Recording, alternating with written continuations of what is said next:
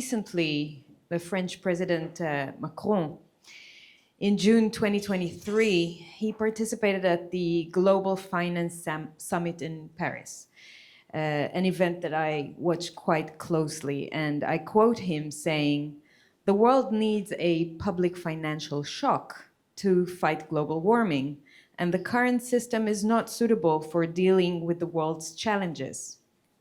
So he said. Lula da Silva, for example, from Brazil, also called for a clean slate, that's also a quote, and said that Bretton Woods organizations like the World Bank or IMF do not serve their goals nor respond to society's needs. And these are just two examples, but we hear more and more politicians calling for some kind of new monetary order or some kind of reset in the monetary system. And last example, Mark Carney, which I think was your former student, right, Richard? No, he was a colleague. Yeah, well, we were fellow students in the MPhil program at Oxford in economics. So for those of you who don't know, Mark Carney is the former governor of the Bank of England and Bank of Canada and the UN Special Envoy for Climate Action and Finance. It's amazing how these things are related, climate and finance, all the time. And he advocates for 3 pillars of the new multipolar world: digital IDs, CBDCs, and ESG. For those who don't know, ESG stands for environmental social governance, through a global carbon market. So all world governments are pushing an agenda to digitize and further centralize monetary systems. That's what it looks like to me anyway. I wrote an article about it. Can you comment on their vision versus their reality? Where do you think they're taking this? Will they succeed at all? So whoever of you wants to start. Yeah. Okay, I think... No, that's not a microphone. Oh, okay, all right, thank you. Well, these are very concerning comments from these political figures, or in the case of Mark Carney, he's been one of the technocrats put into technocratic positions of power, first in Canada as the governor of the central bank, and then, of course, at the Bank of England. So we have both politicians and technocrats calling for this, for these changes, and in the case of Macron, even calling for some kind of shock. Now, the fact that they've said these things itself should not surprise. Both politicians and, of course, more so technocrats have a solid track record of engineering shocks to entire financial systems. And I think it's very important for people to be aware that if we just objectively analyze the empirical data of what these decision makers do, what they actually do, instead of listening to their words, but what they do, and evaluate that, the conclusion has been, as I also point out in my book, Princes of the Yen, at quantumpublishers.com, because you can't get it on Amazon. There are explicit policies, and they're pursuing noticeable, identifiable goals to implement, policies to reach those goals. But on the way, they think it's expedient and justifiable to cause massive economic and social dislocation to vast number of people, essentially creating crises and economic redistribution, forcing people into bad situations, and also forcing people to make certain decisions as a result of these crises that they're creating. That has been the reality. And of course, I've been writing about this already in the 1990s onwards, to some, resistance. I mean, you get basically Secret Service people coming around trying to scare you, and various interference in terms of your publications and your work. But that is the empirical reality, and I don't know whether this is a surprise to anyone in the room or not, and I'm happy to debate and discuss that, but that's where I'm starting from, really. That's been my empirical observation, and in many ways, a conclusion of a lot of empirical work over the years and decades. That is the reality. So we are in a world where crises are engineered. And there's just so many examples. So then to have these statements out is, of course, concerning, because we are likely to move into the next crises, and of course, they can have different dimensions. We had the 2020 crisis in the health sector, which in many ways, still even to me was a bit of a surprise, just for the fact that I hadn't followed the health sector and what has been going on there. Once you start to look into it, you realize, oh, they've had these planning games, or also going back to the 90s.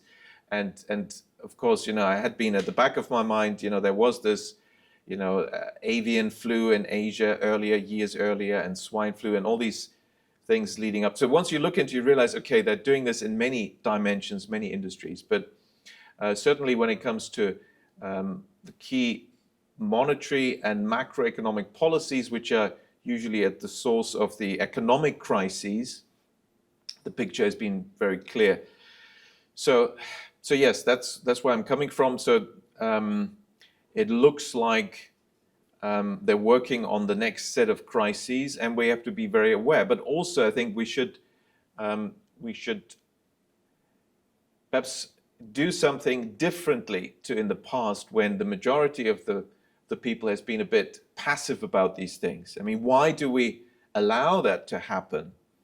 Some of them have come out, there's some European Commission people who've said on the record, or somebody filmed them, and they said this, like, we just try something, and if there's no resistance and people are not up in arms and demonstrating, then we do a bit more because we're getting away with it. And then if there's still no resistance, we do a bit more. And of course, that's how the European Commission, which has been running this EU, has been operating. If you look into the publications of the founding fathers, Jean Monnet, after whom streets and buildings are named in Brussels and elsewhere, with the declassified information we have now, his main job was CIA asset. That's where his motivation and his funding came from. That was his main job. And of course, the origin of the EU as a CIA creation is now reasonably well established, although of course mainstream media won't touch it. So this is how these organizations have been operating, fairly top-down, very much interested in centralized planning. And really, it's time now for more people to wake up to this and say, well, we want to stop this. We're not willing to just accept their next scheme. And we should take this as encouragement when we hear an EU commissioner or, one of these EU bureaucrats saying that we'll just try something, and if there's no resistance, we'll do one. Well, let's have this resistance. When it comes to central bank digital currency, which is, of course, one of the key goals, and Mark Carney mentioned as one of his 3 goals, and we know they're all aiming for that. I think we should actually organize events and demonstrations right outside the ECB and other central banks, because most people are not aware, but the central bankers, they're so used to acting, behind closed doors. They're not politicians. They don't have a thick skin. I think it will achieve a lot if we actually express our resistance and opposition. Well, I don't have much to add.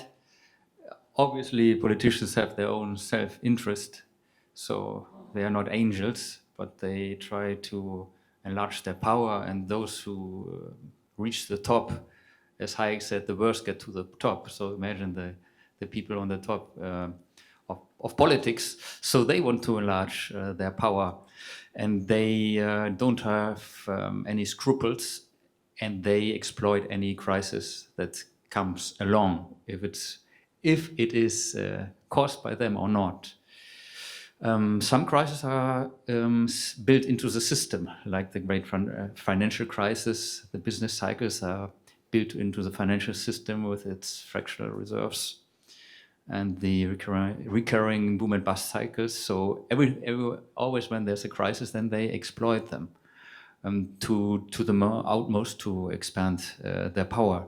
And of course, they also understand that with CBDC they will expand their power. Probably they don't understand all ramifications, but by intuition already, a normal parliamentary member understands that this is good for the power of the state. And and then there are more sophisticated ones who actually know what are the possibilities. That there will be less, there will be more control of the population. They will have more income because taxes will increase, because there will be no what our black market transactions will become more difficult. It will become more difficult not to be taxed. So it's CBDC, the introduction of CBDC and getting rid of cash, what comes along with it is a way to increase taxes. So they also know that.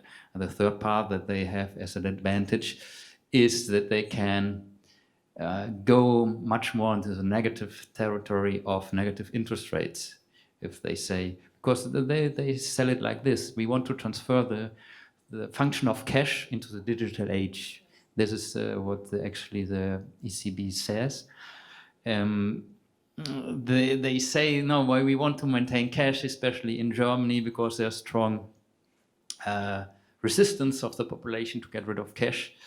But they say, no, they say, as long as there will be demand for cash, we will keep it. Yeah, but who decides what is sufficient demand for it? And of course, if they introduce CBDC, then the demand for cash will be diminished by this.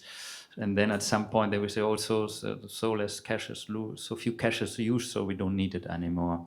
And then they can have this also monetary policy with highly negative interest rates, which they believe is necessary to steer the economy to equilibrium. Yeah, so they already started with the negative interest rates, but if they go more into negative territory, then people, of course, would rush to their banks and get their money in cash. So if this is not possible anymore because cash is out of the game, then they can actually do negative interest rates of 5% or 6 or 10, yeah, in order to boost spending. Yeah, what they think is what has to be done in an economic crisis, boost spending.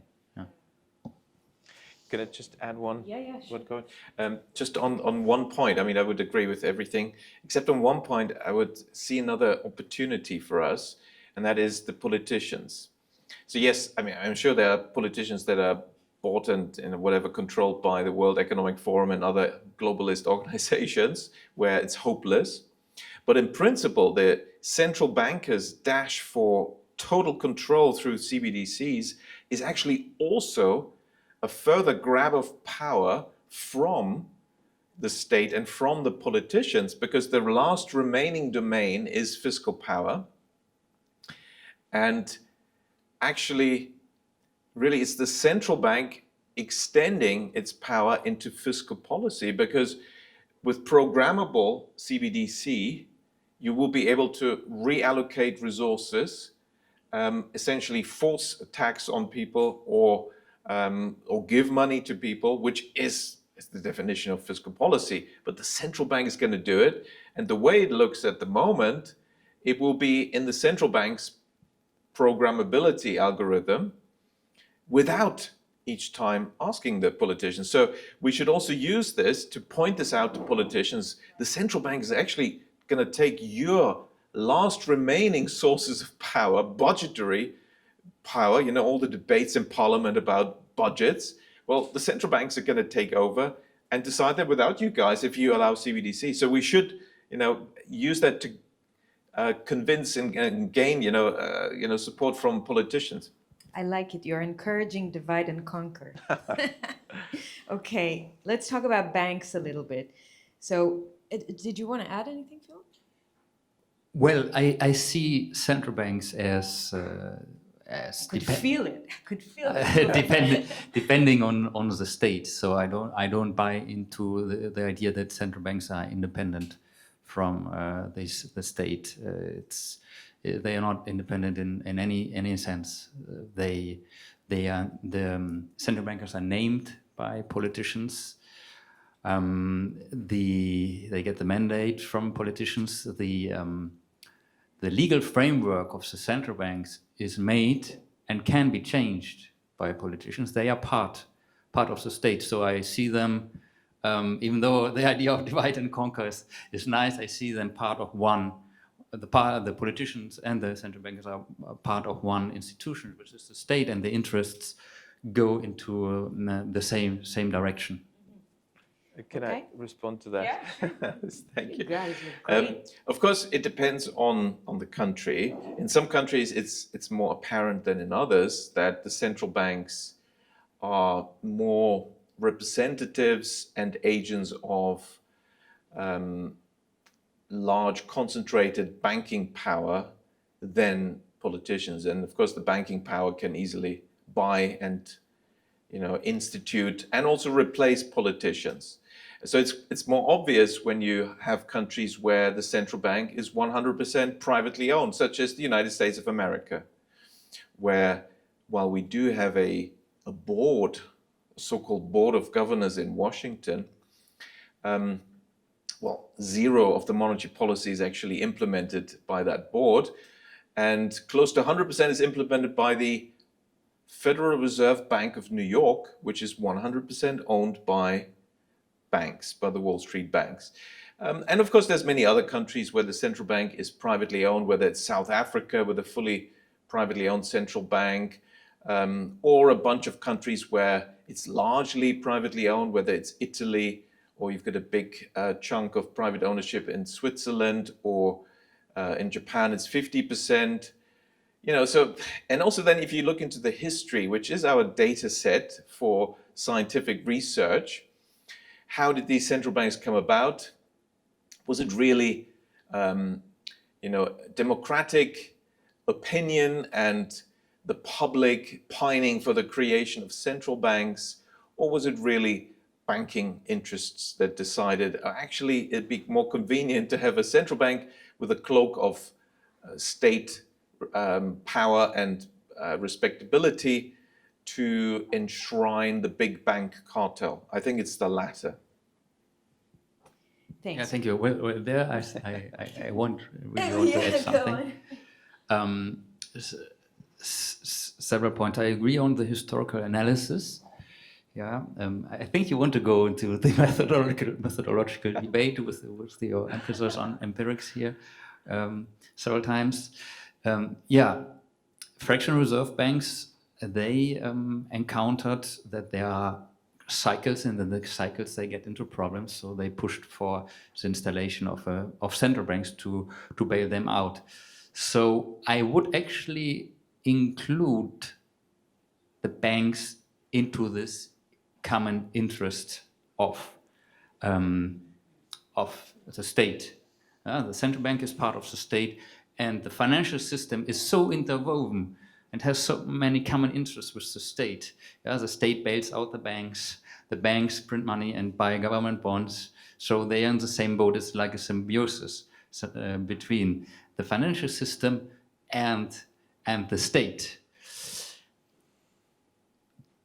You're saying that the central banks are private because the stockholders are private, and they get in the US the profit is paid out to the banks that are the owners. But who is really in charge is the government. I mean, the government determines who will be the next governor of the Fed. So Biden decides it, or when Trump is going to be elected, he will decide who will be the next president of the Fed. He will appoint Putin as the next governor of the Federal Reserve, as chairman of the Board of Governors, I think. He may make a mistake when he announces it, obviously, but I think it's going to be Mr. Putin. And of course, Trump is influenced by the financial interests, yeah, because again they are so close together. But who is in charge is It's Biden. Biden is in charge. or the deep state. Yeah, the state is in charge. Normally they are independent, the central banks, but who decides is the state. They want to create this fiction of independence between the central bank and the state, but it's but not so in reality. You saw it also in the European debt crisis. Yeah. When the debt crisis started to spiral out of control, the ECB, even though it's against the statutes of it, started to buy government bonds. Why? Because they called them. Yeah, they called them. So and their interests are so interwoven. So yeah, it's a fiction. Can Got I it? just sorry? Can I get the mic briefly on this? You know, with my you'll excuse my shouts while you were saying this. You know, Biden is in charge. I was trying to reduce your argument ad absurdum, as they say. No, you're not by doing this. Because it's not clearly it's not Biden what I'm is saying. obviously not in charge. I mean, who believes that Biden is in charge? I think we can all see it. It's not. So who's really in charge? I didn't say that the president of the United States. You did say it. No, I said the state. Okay, and the state positions, who selects them? It turned out actually in the last election already, it's not the general public. Or do you believe that Biden really had the largest vote of all presidents in the history of the United States of America? But it's irrelevant to my argument that they are not independent. Okay, and you did to your credit, you did mention the deep state. Now, then the question becomes, if we agree, okay, it's the deep state, so we're talking about the three-letter agencies and so on. If they're really in charge, then concerning this debate here, the question is, do they report to the bankers or do the bankers report to them? Now, my empirical observation has been they're the tool of the bankers, the secret services. And there's lots of points of evidence for that, actually. And I was surprised myself when they came and presented that evidence. And if you criticize central banks, the CIA comes around. It's like, oh, I didn't realize that the CIA cares so much about that. But that's the empirical reality. Do you know that when John F. Kennedy passed away in November 1963, suddenly and unexpectedly, the agency in charge of his protection is called the Secret Service. Okay, there is one of the many Secret Service in America, which is actually called the Secret Service. Now, the Secret Service is a secret service run by the US Treasury. Now, we know historically that the US Treasury has been very much beholden to Wall Street, and it's usually Wall Street people who become Treasury secretaries, irrespective of Republican, Democrat, whatever.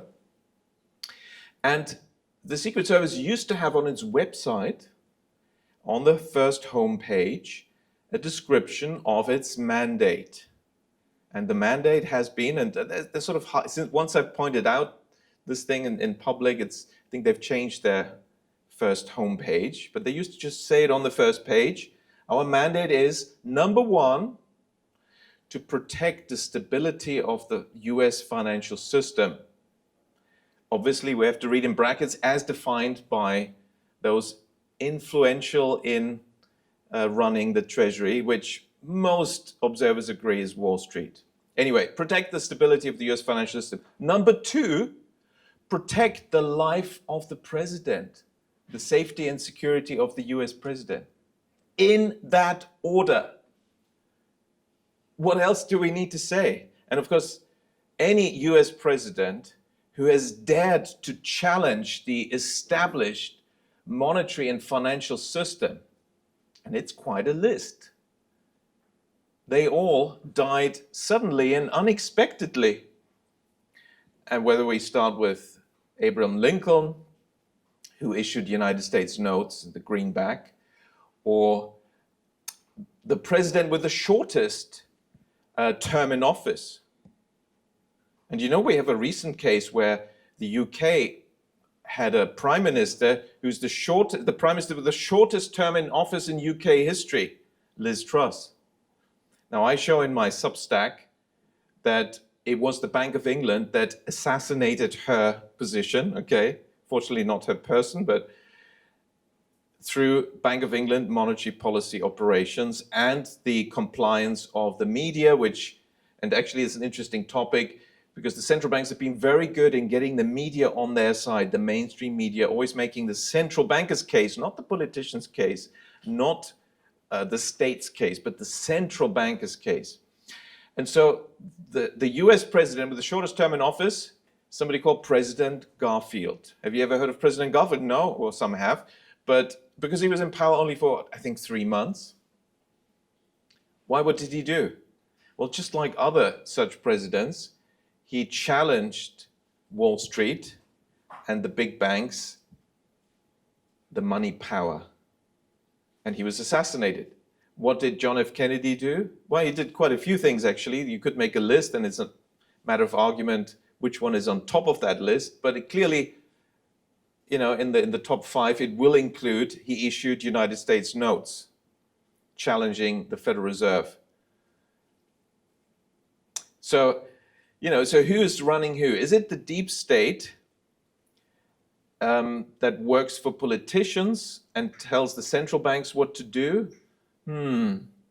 I don't think we have lots of empirical evidence supporting that hypothesis. Or, you know, we should entertain hypotheses, but we should test them as well.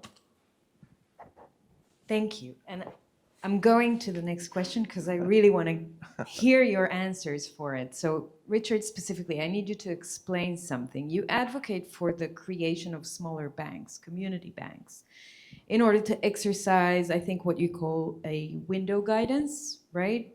Monetary policy, similarly to how it was done in Japan and other Eastern countries. Window guidance is still considered to be a form of central planning, if I understand correctly. If we understand also that banks are creating money out of nothing and have the legal authority and license to do so, and that a centralized fiat monetary system is centralizing money creation and management, why not advocate for decentralization of power and money and for separation of money and state, which is what Bitcoin essentially stands for? Can you share more about this and why you advocate for these solutions? Yes. Thank you very much. There is a bit of a conflation of 2 policy proposals. One is the window guidance proposal, and the other one is the structural, more fundamental proposal to make sure we have a decentralized monetary system by having many small banks. And the conflation is, well, because if you are a developing country, you want to grow very quickly in a very short time period, and you have a central bank that cooperates with the government, which is a big if because of the issues we've been discussing, then window guidance is the fast track to do it, whereby window guidance, it's not central planning. It is a central guidance because it only sets the framework by top-down, just letting the banks know how much growth we want in the economy, therefore how much money should they create, and it can go one step further, which sector. And if it's benevolent, it will suppress money creation for consumption and money creation for asset purchases, financial and property speculation, and ensure that it's money creation for productive business investment. But it's never, let's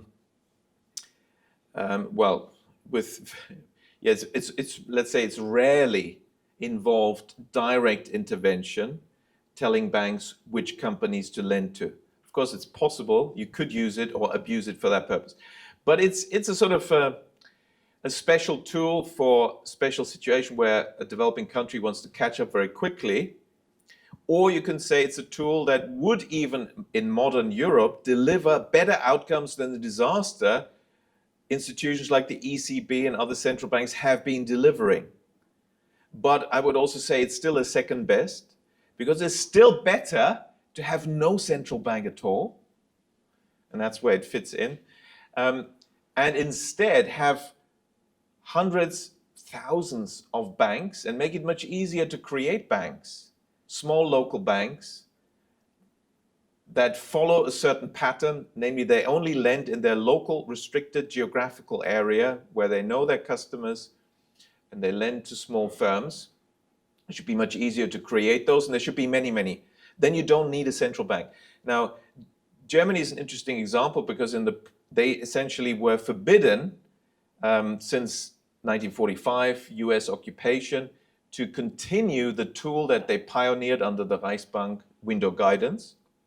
And they managed to achieve reasonably good outcomes without window guidance through fostering this system of decentralized money creation in many, many small local banks, and also engaging in one form for the central bank to support the small banks, which is bill rediscounting of bills of exchange, Wechsel, Tegata, whatever you want to call it in different languages. These bills of trade, bills of exchange, the central bank would rediscount them. These are commercial bills where banks lend for productive business investment and trade finance. The central bank would rediscount it, and therefore the banks would know that that is almost as good as cash, and therefore it's a way of ensuring productive business investment. But when the ECB was created, that's the first thing they banned. The Bundesbank was stopped from doing that. That was one way of strengthening the small firm sector. But basically, you don't need the window guidance if you have a decentralized banking system and the right framework of policies where this is ensured. So no, I'm not arguing for central planning. Sometimes when I give policy advice within a given system where we need quick results, you just work with the current setup, which usually does include a central bank, and then you talk about, okay, within that system, what can be done? But of course, here we're discussing broader issues. But the other part of my question was about the fiat system. You're still advocating for creating money out of nothing in a banking system, right? Yes, that's right. Well, it's money out of nothing, but it's tied to the contribution to the community. Because if we have money creation for productive business investment, implementing new technologies, increasing productivity, because money creation impinges on everyone, it's like a public good, it should be tied to contributing to society by increasing opportunities, wealth, and that's only the case when we have productive business investment and not bank lending for consumption or bank lending for asset purchases. So I would agree that we should be critical of money creation per se if there's no rules, because then usually it goes into the wrong channels and the system can be abused, is usually abused. But if the institutional framework is such that money creation is mainly used for productive business investment, and there's many examples where this has worked for decades, sometimes centuries, then that is actually quite a good system that has empirically led to a lot of prosperity. 200 years of reasonably high, stable economic growth despite crises and wars in Germany was largely due to the thousands of small banks lending to small firms for productive business investment. So I would point to that. And then, of course, with alternatives, you also have to keep in mind the risks that alternatives suggest. Yeah. Before I come to that, about the hypotheses, empirical hypotheses, I think we have to distinguish between history and theory. In history, we can ask who was really in charge in the United States, who was it, the Rockefeller, or which banking family had an interest, and this is a historical question, which is interesting, but it's not decisive, because decisive is that they have the deep state, the politicians, and the financial industry have interests that are very interwoven. Yeah, it's a gang, and who was actually the gang leader? The name is not the important thing. And in theory, this is a historical research, but in theory, we don't get new knowledge with experiments in the social sciences. The natural sciences, yes, there you can isolate factors. You make an experiment, you isolate and only change one variable, let something fall, and you can calculate in vacuum the velocity. But in the social world, you cannot just hold everything else constant. You cannot say, well, no one changes here his or her preferences, only you change your preference for coffee, and then we look what happens to the price of coffee. That's impossible. There are so many interwoven and overlapping effects and things that cannot be measured, like preferences, that this kind of empirical research is impossible. You need the theory first in order to understand. Like if an alien would now look at us. Yeah, banks, of course, there we are have a different outlook, as we discussed this morning. When banks create new money and lend it to businesses, this does not create new resources at all. It doesn't create growth. It doesn't make countries rich creating new money. New money production doesn't make you richer because it doesn't create real resources. What makes you richer is when people save, then they give up consumption goods, and these consumption goods can be used to sustain productive processes. They can be used to sustain the workers in the production process until the consumer good is finished, is produced. So people have to wait until the consumer good is finished with its production, and this can take up years. So you need savings to sustain it in the meantime. So the more you save, the more resources are there to engage in long-term production processes that make your economy growth. But creating new money out of thin air doesn't create any new resources. What it does do is, if you introduce it in the loan market, you increase the supply of loans, which reduces the interest rate, which is an important signal. The most important price actually in the economy is the interest rate, the price of present goods in function of future goods. And it indicates how much are people willing to wait, how much are they willing to save. If people save more, offer more present goods, then the interest rate goes down, indicating to entrepreneurs that they can engage in more and longer investment projects. And then they engage if they have saved more. But now, if the interest rates doesn't fall because people have saved more, but just because new money have been produced and introduced in the loan market, it is distorting the signal and leading to an artificial boom. More projects are started that then can be finished with the available savings. And this then leads to malinvestments, which sooner or later must be liquidated, and this makes your economy poorer, not richer. Richard. Well, I mean, you've said so many things that have long been disproven by empirical fact, that it itself disproves your starting point that empirical data and historical research can never disprove a theory. Well, that's such nonsense. Of course, facts will disprove a theory. That's the whole point of the scientific method, that you check theories with empirical facts, and if they've been rejected, they're rejected. And that's true for most of the things you said. They have long been rejected. Let's start with the interest rate thesis that you're proposing here. You're literally saying that what the central banks have been proclaiming for decades, lower rates lead to higher growth, higher rates lead to lower growth, is true, when the empirical research has long rejected that. It's propaganda. There's no empirical evidence for this whatsoever. It's entirely a theoretical concept from the world of equilibrium economics, when there is no equilibrium on this planet. Only in the world of equilibrium, general equilibrium, have prices dominance, as in your argument, where the price of money, as you said, is the key price in the economy. That's from general equilibrium theory, which is pure fiction, zero empirical evidence. There's never been evidence of any equilibrium anywhere, let alone general equilibrium. Never been any empirical evidence, but that doesn't stop economists from proclaiming these fictions, right? I didn't talk about general equilibrium. You need it for your argument to be true, and it can only be true in a fictional dream world. So in reality, all markets are rationed.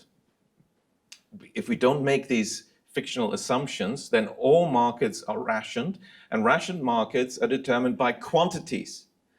You know, the empirical observation with interest rates and growth is that interest rates and growth are positively correlated. That's a fact.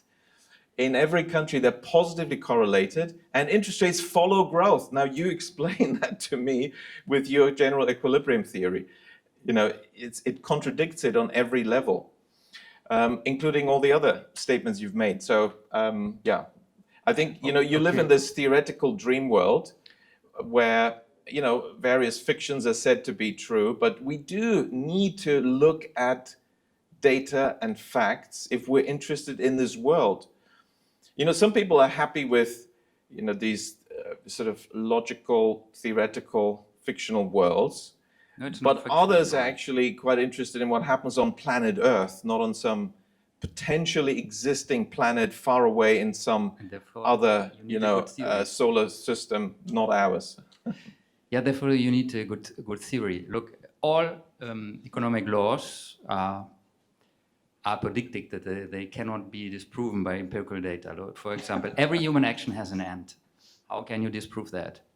Every end has a value. Every human action has a cost, which is the alternative that could have been done instead. How can you possibly empirically disprove that? Or all voluntary change is done because ex ante people expect to benefit from it. How can you ever disprove this empirically? And so with or the law of Ricardian association, if people have different capacities, one is better in one activity, the other one is better in another activity, if they specialize on where they are better at, overall production will increase. You cannot disprove it. Empirically, because it follows logically from the starting points. Something that's logically true in logic the starting will stay true in logic, and I've never doubted it. As I said earlier, you know, the logical models, they're very appealing to us because they're true within their logic. But just because something is logical does not mean it is actually true. It can be on true. Our planet in the real world. Because that's a whole different world, because and economists have defined a very specific theoretical world where their assumptions hold, and we know none of them actually hold in reality. And then all the claims you've made, they cannot apply because the very list of assumptions is the definition of the world that you live in. And we know none of them hold, so we're in a different world. And, you know, I sympathize because it's an attractive world of neat logic, but it's just not our world, you know. Okay, so you think that there are no voluntary exchanges in this world. I said it's the law of exchange. No, and all voluntary exchange, both parties expect to benefit ex ante. Otherwise, they would not do it. So for example, you deny altruism. And that's empirically proven through many studies in anthropology, social anthropology, psychology, in dozens and dozens, hundreds of papers. Why would altruism empirically disprove that the voluntary exchange is beneficial ex ante? You're just picking some things, but the axiom of equilibrium economics is the profit motive. It doesn't mean that it applies in the world. For example, for Robinson Crusoe, obviously, the law of exchange doesn't apply. But doesn't because he cannot exchange if Friday hasn't arrived. But that doesn't make it wrong. It's just not applicable in this situation. Your axiom. So it's only applicable when there are more than one we're talking about being. Economics. Then this law is applicable. You just make up your economics as you go along. The economics that actually is used by some Austrian writers, let's say, but most neoclassical writers, has as the axiom the rational individual representative agent with particular features. You're misinformed. But all your arguments require that. You require that for market equilibrium, general equilibrium. You do. I didn't defend market equilibrium. Well, you did. Because only then will the interest rate argument work. It only works in a world of equilibrium because only then will prices be dominant. In equilibrium, it's the prices that give us this equilibrium, whereas in reality, markets are rationed and quantities are dominant and your interest rates are out the window, which is the reality. You know, they do not cause things. They follow economic growth. well, there are tendencies. We never get to the equilibrium. Okay. I dropped the mic. But so equilibrium is never reached, but there are tendency Okay. in this world. We agree. Yeah. Disequilibrium everywhere. Yeah, it's never reached. It's only in the neoclassical models, but not in the Austrian theory. There's a tendency that if the demand for a good increases, then the supply tends. The demand for a good increases, the price tends to increase. And if the supply of a goods increases, ceteris paribus, or as a tendency, the price tends to decrease. So if people save more and offer more present goods, then the price of present goods tends to fall. So I don't need any equilibrium to say if people save more, they offer more present goods in terms of future, in exchange for future goods, and therefore the price of these present goods, the interest rates fall. Okay, and I'm cutting you. No. Just because we're in a conference and there's an agenda and more people have to speak, I think there's one more after us. I'm sorry, because we can go on forever, because to me, this is fascinating, and thank you for engaging in this discussion. But just to end on another note, I do want to bring up a very special phenomena, I think, that we've seen in the past year, which is Javier Milei in Argentina. And Milei in Argentina is a libertarian Austrian economist and has now been president for about 8 months. As an insider, Philipp, what is his vision for Argentina, in your view, and what are the most significant achievements that he has made so far? Yeah, to give you some background, Javier Milei is an Austrian economist, and he was in my class in 2021 via Zoom. And then he contributed to a Festschrift that I edited with a chapter to our professor Werner Soto. And I have met him several times. I consider him a friend. I wrote a book about him in German, which will be out in September. I think he's a good person. So he's not a politician in this sense. And he's a phenomenon. He went as an outsider into politics. He was on talk shows, TV shows, radio shows, always debating as harshly, no, even more harshly than we are doing it right now. Yeah, so in comparison, this is civilized here. But and then he went into politics, but he was able to achieve to convince many people in Argentina about the ideas of liberty and of the Austrian school specifically. He always cites Mises Rothbard, Werner Soto Hoppe as well, and he got to power. And he declares himself as an anarcho-capitalist, a libertarian anarcho-capitalist that wants to destroy the state from within. So in philosophical terms, he's an anarcho-capitalist. In practical terms, he says he is a minarchist. He wants to reduce the size of the state as fast and as far as possible. What are his main achievements? I think his main achievement is that he prevented the hyperinflation to occur.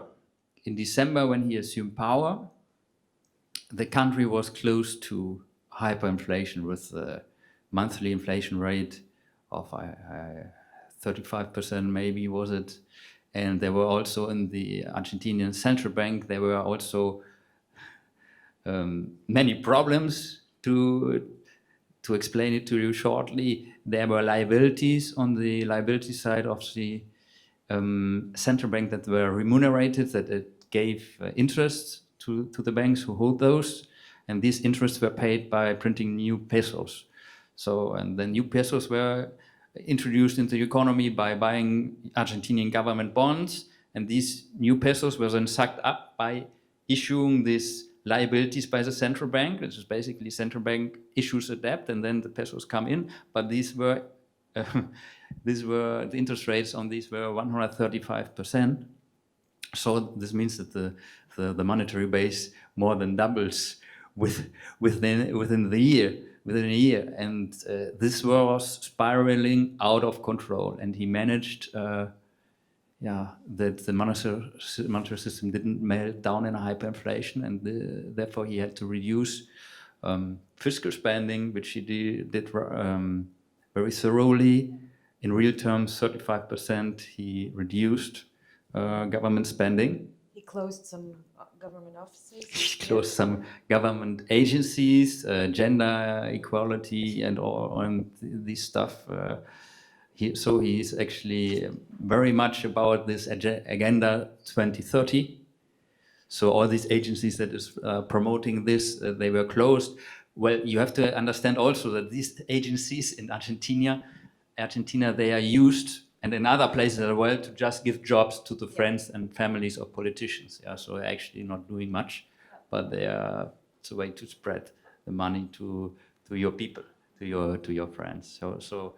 And the other thing that he achieved like 2 weeks ago was the ley bases, which is a huge deregulation program for Argentina, which he achieved even though he has no majority in Congress. So this is also an achievement on its own that he has made this possible. Deregulation of?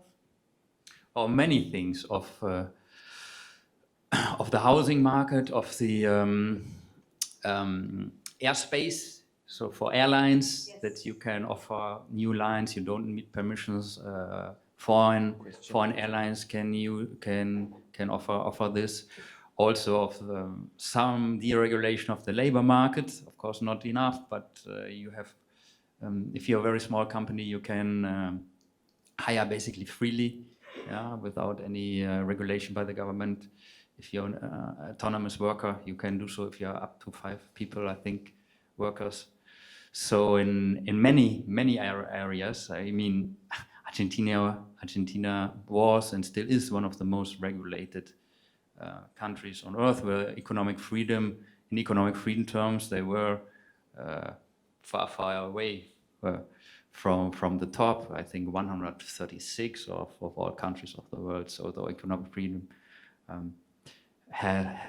can be improved very easily in such a state. So concerning, just is a question for him. It's not a comment. It's actually for you. Before that, is he a Bitcoiner?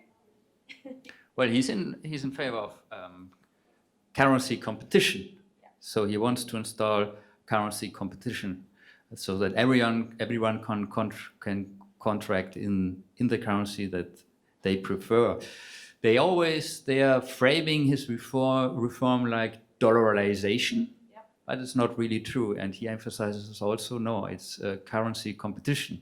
The thing is that in Argentina, they are using much more dollars than Bitcoin, the population. So they are saving in Bitcoin, they are calculating, saving in dollars and calculating in dollars. So it's kind of natural that if people would be free to choose their currency, they would go to dollars because they're basically using them already. But again, he's in favor of currency competition, so every currency is allowed. So on this point, you mentioned that he succeeded in getting a grip on inflation. Mm-hmm. How did he get the central bank to tighten monetary policy then? How did he do that? Yeah. Again, it's a politician who's in charge. He determined who is going to be the president of the central bank. First, he had one candidate in mind who actually wrote a book about dollarization.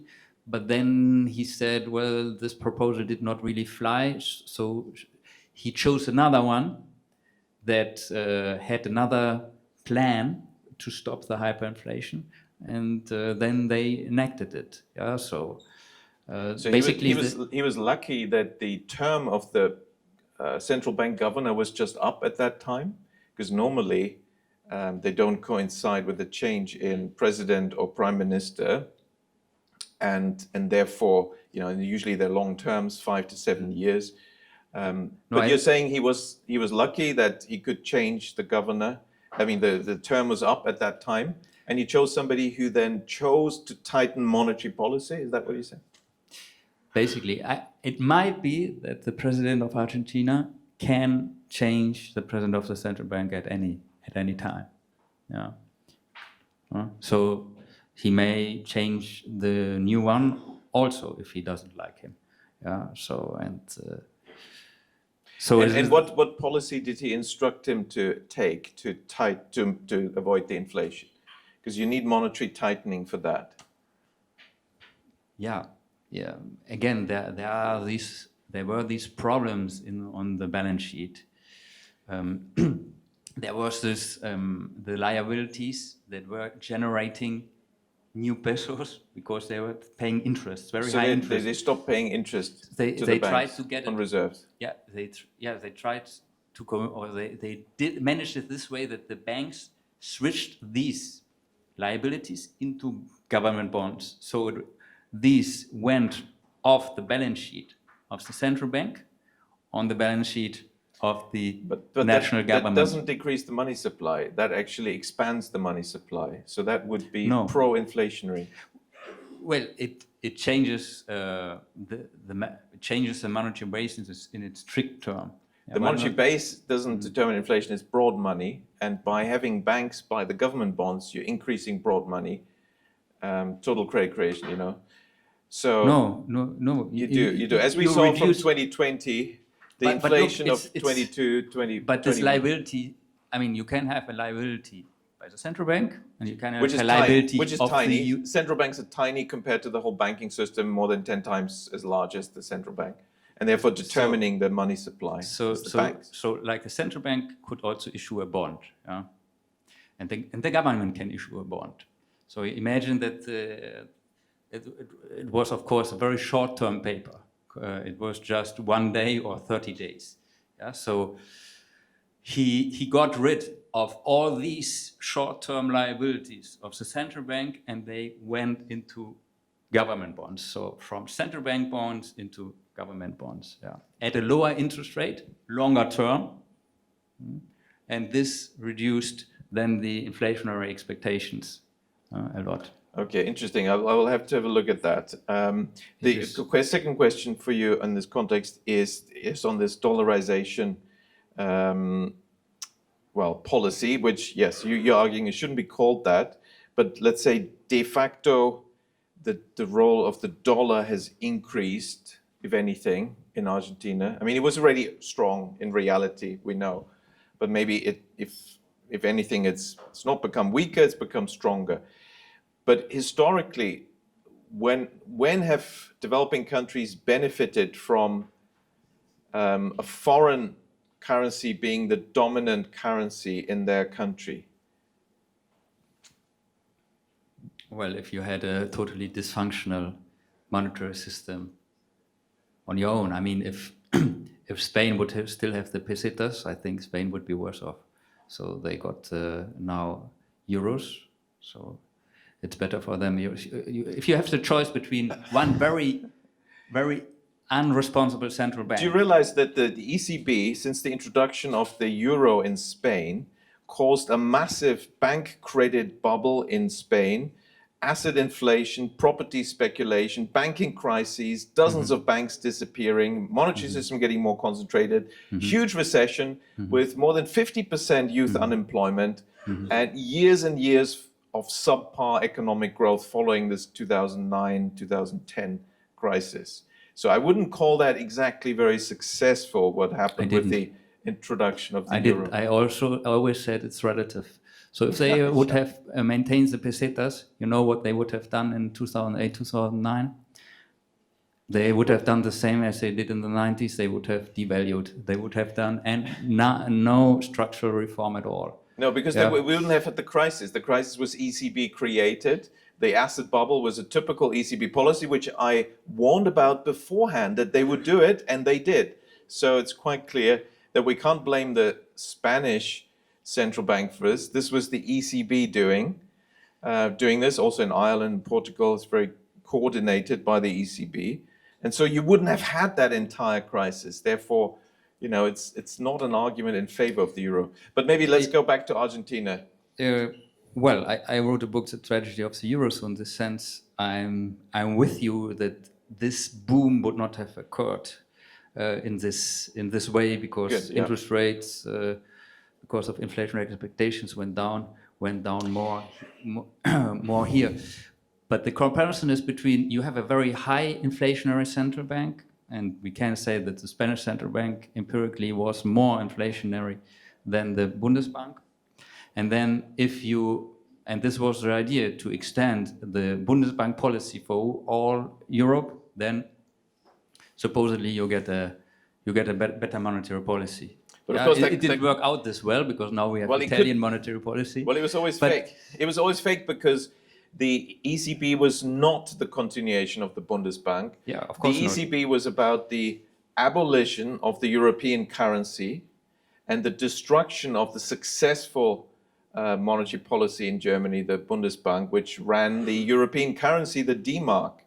And it was about destroying that, and as I warned, and it successfully did that, and replacing it with a central bank that's more in line with other international central banks, creating boom-bust cycles and essentially causing economic dislocation. I agree. Okay. I'd love to keep going, but we do have to wrap up, right? Yeah. Okay. Allow like 1 or 2 questions. Yeah, the from the audience, audience? yes, Sure. exactly. Okay. Someone has a question? Okay, anybody has a question? That growth is unethical. If people want to improve their living standards, they should be free to attempt to do so. So if they want to have, that their kids are not starving, or that they can give them medication to their kids, so this is something that they should be able to do so. And I personally think it's good when living standards improve. That is what people want. I don't think it's any pressure from outside, but it's that everyone wants to improve his or her personal well-being. There are some other people like fakirs or so on, or Buddhists who are just meditating, but most people want to have a nice life and want to improve their living standards. So, and this you only achieve in a free market. I think there's 2 points, and we have to separate them. And actually, I would agree with your points on this. It's nice we're agreeing on the answer here. I think we need to separate the pressure which exists, and we need to talk about where does this come from and what's really the problem here, and then economic growth. On economic growth, the good news is, don't worry about it. It doesn't exist.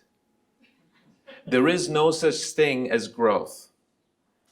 Growth doesn't, ask a physicist to explain to you, there's all this growth, and growth destroys the environment, or whatever is being said. We need degrowth, zero growth, negative growth. Actually, there's a confusion here. There is no growth. What we have, laws of thermodynamics, you can't create anything, you can't destroy anything. We're just transforming energy from one state to another with the law of entropy. So, there is no growth as such. But what we do have, and we do have a statistical concept called national income accounting, and GDP and GNP and so on, national income, and that's how we define growth. Now, those statistical series, they do grow. They do grow. But when you look into their definition and also their origin, you find that essentially there are statistical data series that have been put together with a particular purpose, which was quite different.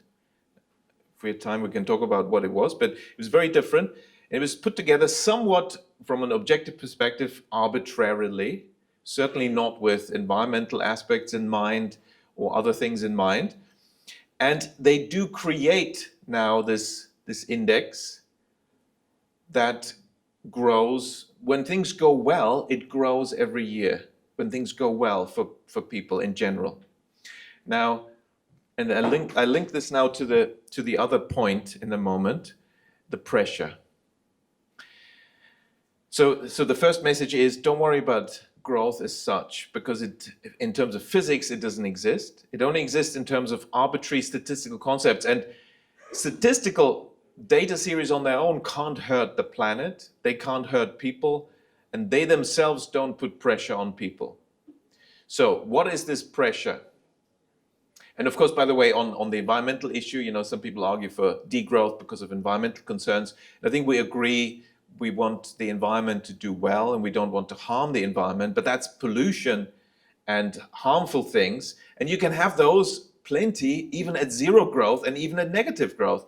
So it's a false argument to think that growth is bad and growth is the enemy. And I'm glad you're pointing out you're not making that argument, but a lot of people wrongly make that argument. So, you know, okay. So what about this pressure? There is pressure on particularly, actually many people, because you see 70% of the population works for small firms. Small firms and medium-sized enterprises in most countries, actually across the globe, are the main employer, 70% small firms. And there is a lot of pressure. And that's because because of particular structures that have been in place for a long time. And it's actually linked to the definition and origin of GDP. So where does this GDP, national income definition, these statistical series, the way they selected, come from? Well, they were created just before modern banking was invented with the creation of the Bank of England. Before the Bank of England was set up, just in time, a team of experts was sent to England by the owners of the 100% privately owned Bank of England, which for most of its 300 plus years was 100% privately owned. And they decided we need an indicator now that serves our purposes. Now, what was the purpose? What was the purpose of the Bank of England? Well, it was to lend to the government at interest. That was the purpose. Through creating money out of nothing and getting the government to pay the interest. How? By taxing the population. Therefore, the law introducing the Bank of England in 1694, of course, didn't even have Bank of England in its name, but it had taxes in its name. Because like the Federal Reserve, when it was created, that's also when they created in 1913 the income tax, the federal income tax, which didn't exist before. Because it was about a small group of big bankers basically saying, hey, why don't we create the money, give it to the government, and they pay us interest on all the money that the government is getting, and they stop creating money, and we become the monopoly of money creators. Certainly in those days, the narrow money cash. And now, therefore, this index they wanted, and was created just in time before the Bank of England, and it came from the same place where the founders and owners of the Bank of England came from. This was about finding out what is the maximum ability to pay interest of this country. To who? Well, to the bankers owning the central bank. That's the purpose. So it's an indicator of economic activity and in some ways prosperity. And it was created for that purpose. So, but it also means that you're extracting resources. That we have a group of, economists call it rentiers, who get the rent. You could say the government bonds or consols. They persuaded the UK government to issue consols. These are government bonds that never mature. You have to pay interest forever. Wow, isn't that convenient? And there's some people that own them and receive those coupons all the time. So these are the rentiers. And because there's this burden of having to feed that group of rentiers through excessive fiscal spending, national debt, and the interest on national debt, and you will have seen the statistics just out in the last month, that now the US government payments on interest on this crazy national debt of 34 trillion, and counting is probably 35 trillion by now, by the end of the day, is now larger than the single biggest item of other US spending, which is military spending. So the interest spending is now larger than the crazy, vast military spending, which is a multiple of every other country's military spending. So that is what's creating the pressure, that we have an extractive part of the economy. And in this hierarchy in the economic system, of course, it's the small firms that are being put under pressure. And the more banking systems get concentrated, and it's happening all the time as we speak, the regulators are closing down small banks. They're forcing them to merge, and they stop lending to small firms. Big banks only lend to big firms and speculators. So you have a constant credit crunch that's very silent because these small firms, they have no media representation. You don't hear about the suffering, the pressure, the closing down, the bankruptcies. In Germany, record bankruptcies now. They're closing down left, right, and center companies, medium-sized companies, used to be the backbone of the German economy. Well, they're closing down. That's the pressure. And to address it, we need to look more at these small and medium-sized enterprises. 99.9% of all companies are small and medium-sized enterprises.